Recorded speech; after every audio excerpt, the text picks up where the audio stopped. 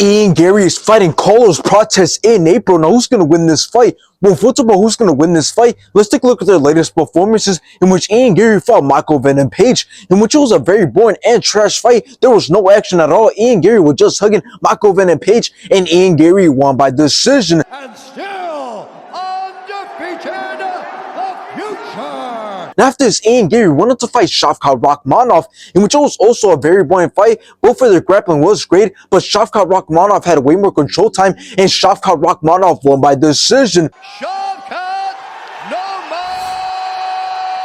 Now let's take a look at Carlos Prates' latest performances, in which he fought Li Jinliang, in which Carlos Prates dropped Li twice in round 1. Nice left hand. Prates.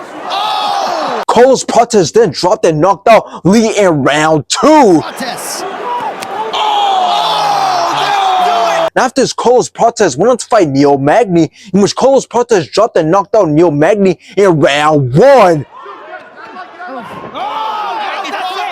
And based off their latest performances, I got Carlos Prates winning this fight. Now, I'm not going to lie, I hate this fight. I'm really surprised that Ian Garry took this fight on a short notice, considering that he has said multiple times that he doesn't want to fight guys who are ranked lower than him, since he is very close to fighting for the title. And yes, I know he fought Shavkat Rakhmonov on a short notice, but that's different because it's Shavkat Rakhmonov, a credible opponent who's ranked higher than him and who was set to fight Belal Muhammad for Belal Muhammad's first title defense. So I think it's really dumb for Ian Garry to take the risk of fighting a dangerous fighter like Carlos Prates, who can knock anyone out. But there is a benefit to Ian Garry taking this fight, because if he beats Carlos Prates, who's a dangerous prospect and who's favored by a lot of fans and who's undefeated in the UFC, then he has to gain everyone's respect for once again stepping out on a short notice against a dangerous fighter and looking towards putting on a show. And at that point, the UFC will have to do him a favor by making sure that his next fight is against a big name and somebody who's ranked higher than him. But now let's talk about this fight. Does Ian Garry actually beat Carlos Prates? Well, I do think he does, and if anybody says otherwise, they probably just want Carlos Prates to win and they don't actually think he can win that fight. Because yes, Carlos Prates can be a big problem on the feet, but realistically, Ian Garry's not going to have a problem beating him on the feet.